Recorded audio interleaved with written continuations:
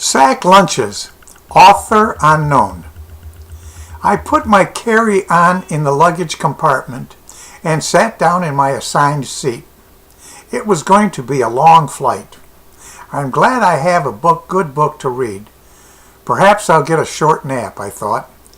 Just before takeoff, a line of soldiers came down the aisle and filled all the vacant seats, totally surrounding me. I decided to start a conversation.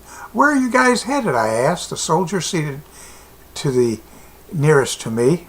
"Great Lakes Air Base. We'll be there for 2 weeks for special training, and then we're going to be deployed to Iraq," he answered.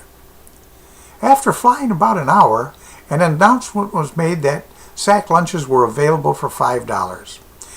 It would be several hours before we reached Chicago, and I quickly decided a lunch would help pass the time. As I reached for my wallet, I overheard the soldier ask his buddy if he planned to buy lunch. "No, that seems like a lot of money for just a sack lunch. Probably wouldn't be worth $5. Let's just wait until we get to Chicago." His friend agreed. I looked around at the other soldiers. None were buying lunch. I walked to the back of the plane and handed the flight attendant a $50 bill. "Take a lunch to all those soldiers." She grabbed my arms and squeezed tightly. Her eyes wet with tears, she thanked me. "My son was a soldier in Iraq. It's almost like you're doing it for him." Picking up 10 sacks, she headed up the aisle to where the soldiers were seated. She stopped at my seat and asked, "Which do you like best, beef or chicken?" "Chicken," I replied, wondering why she asked. She turned and went to the front of the plane, returning a minute later with a dinner plate from first class. "This is yours, and thanks so much." After we finished eating, I went back to the bank of the plane, headed for the restroom. A man stopped me. "I saw what you did and I want to be a part of it. Here, take this." He handed me $25.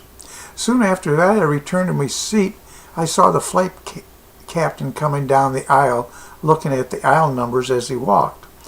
I hoped he was not looking for me, but noticed he was looking at the numbers only on my side of the plane.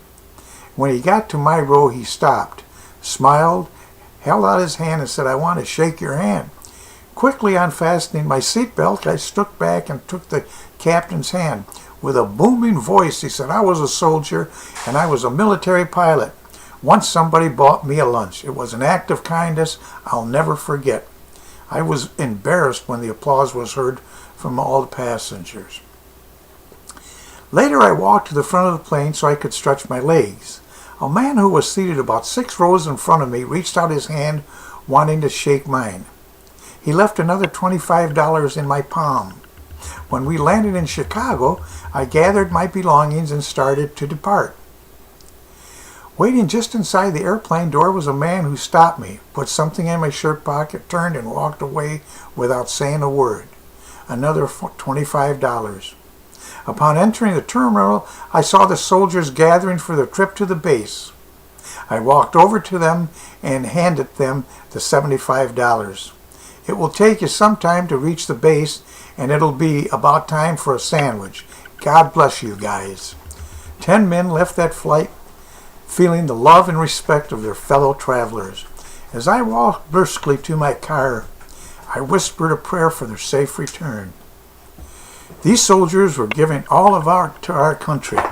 I could only give them a measly couple of meals. It seems so little. A U.S. veteran is someone who at one point in his life wrote a blank check made payable to the United States of America for an amount of up to and including my life. That is honor, and there are way too many people in this country who no longer understand it. This is Vince Pangori. If this story moved you, please share it with others.